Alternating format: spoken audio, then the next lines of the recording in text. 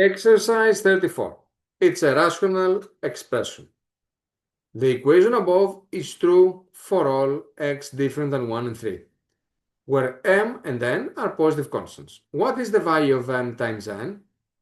Okay, if this is true, this means that we have an equality between two equivalent expressions. So, I'm going to start from the left-hand side, which is 3 over x minus 1 plus 4 over x plus 3, and I will combine them into one fraction.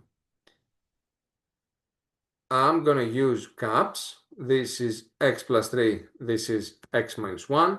So it should be equal to 3 times x plus 3 plus 4 times x minus 1 over x minus 1 times x plus 3.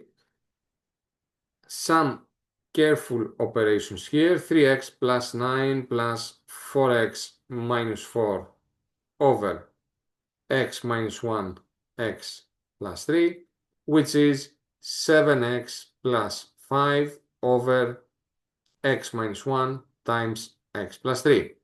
These two are equivalent, which means that the mx plus n and the 7x plus 5 should be equal to each other. In order for that to happen, m should be equal to 7 and n equal to 5 respectively. So overall, the m times n should be equal to 7 times 5, then that is equal to 35, which is the solution I needed to find.